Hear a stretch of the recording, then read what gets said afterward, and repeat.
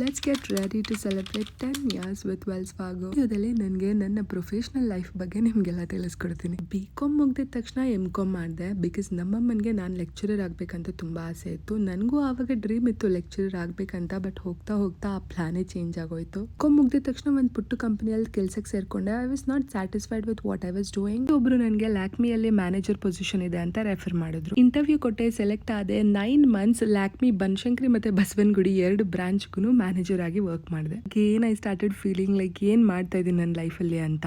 ಹಂಗೆ ರ್ಯಾಂಡಮ್ ಆಗಿ ಇನ್ಫೋಸಿಸ್ಗೆ job apply ಮಾಡಿದೆ. ಇಂಟರ್ವ್ಯೂ ಕ್ಲಿಕ್ ಆಯ್ತು, ಸೆಲೆಕ್ಟ್ ಆದೆ. ಇಂಡಕ್ಷನ್ಗೆ ಅಂತ ಮೈಸೂರು ಕ್ಯಾಂಪಸ್ಗೂ ಕೂಡ ಹೋದೆ. 1 ತಿಂಗಳು ಅಲ್ಲೇ ಸ್ಟೇ ಮಾಡಿದೆ. ಅಲ್ಲೂ ಒಂದ್ ಸ್ವಲ್ಪ ತಿಂಗಳುಗಳಾದ್ಮೇಲೆ ಸ್ಯಾಲ್ರಿ ತುಂಬಾ ಕಮ್ಮಿ ಅನ್ಸಕ್ ಸ್ಟಾರ್ಟ್ ಆಯ್ತು.